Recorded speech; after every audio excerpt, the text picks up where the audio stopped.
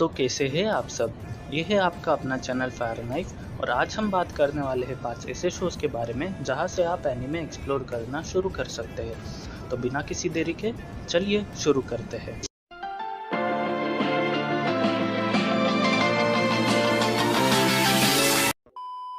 और हमारा पहला एनीमे है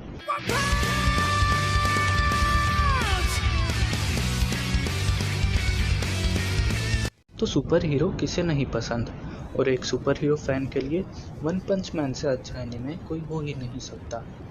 वन पंच मैन का मेन प्रोटैगनिस्ट साइतामा इतना ज़्यादा पावरफुल है कि वो अपने किसी भी ओपोनेंट को सिर्फ एक पंच से ही ख़त्म कर सकता है, और इसलिए वो अपने हीरो के काम से थोड़ा बोर हो चुका है और अपने लिए एक वर्दी ओपोनेंट ढूंढने की कोशिश में है। अब ये तलाश उसकी पूरी होती है या नहीं, ये आप जाके एनीमे में ही देखिए। इस एनीमे में आपको एक्शन और कॉमेडी का इक्वल डोज मिलने वाला है जो एक दूसरे को भली भांति बैलेंस करते हैं। इस एनीमे का आर्ट स्टाइल बेस्ट है और एनिमेशंस तो इतने बढ़िया कि आपकी आंखें फटी रह जाएगी। तो वन पंच मैन हमें पहली बार दिखा था 2015 में, और इसकी रेटिंग्स की बात की जाए तो IMDb में इसकी रेटिंग है 8.8, और इस लिस्ट के ज़्यादातर शोज़ की रेटिंग इसके आसपास ही होने वाली है। तो हम चलते हैं अगले शो की तरफ।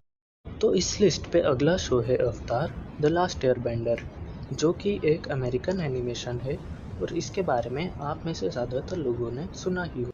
आप लोग ये सोच रहे होंगे कि मैं आपको एक अमेरिकन एनिमेशन क्यों सजेस्ट कर रहा हूँ। तो ऐसा इसलिए दोस्तों कि अवतार का आर्ट स्टाइल जापान से ही इंस्पायर्ड है और इसमें एनिमे की झलक भी देखने को मिलती है। तो एक स्टार्टर के लिए ये बहुत ही अच्छा ज़रिया है उस आर्ट फॉर्म को समझने का। अवतार के ज़रिए आप अपने कंफर्ट जोन से निकले बिना ही एनिमेशन की दुनिया में एंटर कर सकते हो। अवतार द लास्ट एयरबेंडर एक कंप्लीट पैकेज है एक्शन, फैंटेसी, एडवेंचर, ड्रामा और कॉमेडी का। तो इसे देखते वक्त आपको मज़े तो ज़रूर आने वाले हैं। अब बात करी जाए इसकी रेटिंग की तो IMDb पे इसकी रेटिंग है 9.2। और इसी के साथ चलिए अब अगले शो की तरफ बढ़ते हैं। तो इस लिस्ट का थर्ड एनीमे है हाईक्यू, जो कि एक स्पोर्ट्स बेस्ड एनीमे है जिसके बीच में कॉमेडी का भी तड़का है और sports person in junior high school student से अपनी लाइफ रिलेट कर सकते हैं। हाईक्यू के एनिमेशंस काफ़ी अट्रैक्टिव है जो आपकी आंखें पूरे टाइम स्क्रीन पर ही टिकाए रखेंगे। बात करी जाए इसकी स्टोरी की तो वो ज़िंदगी में हार का सामना करना सिखाती है और बताती है कि हमें कभी भी हार ना मानकर कंटिन्यूस हार्ड वर्क करना चाहिए। इन बच्चों की मेहनत देख के आप लोग पक्का इंस्पायर होने वाले हो। हाईक्यू पहली बार टीवी पे आया था 2014 में। अगर इसकी रेटिंग्स की बात की जाए तो IMDb पे इसकी रेटिंग है 8.7। अगर आप किसी भी स्पोर्ट्स में इंटरेस्ट रखते हो तो आपका पहला एनीमे हाईक्यू ही होना चाहिए। तो अब इसकी बात कर ली है तो चलिए अगले एनीमे की तरफ बढ़ते हैं। मॉडर्न टाइम में लोग साइंस फिक्शन के दीवाने हैं और उन्हें सेटिस्फाई करना अब और भी मुश्किल हो चुका है, लेकिन ये एनीमे जिसका नाम स्टाइन्स गेट है वो यह काम बखूबी करता है।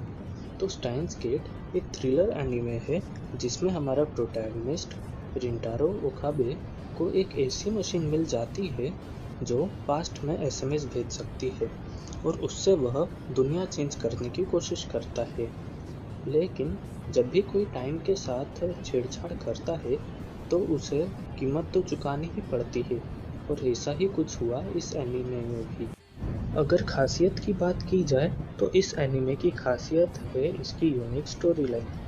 पूरे एनीमे के दौरान आप एक पल भी बोर नहीं होंगे और पूरी सीरीज़ में आपका इंटरेस्ट बराबर बना रहेगा।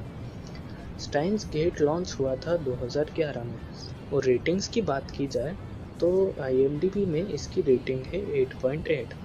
अब जब स्टाइन्स गेट की बात हो गई है तो हम बढ़ते हैं हमारे आखिरी एनीमे की तरफ। तो हमारा आखिरी एनीमे है death note, one of the best anime of all time.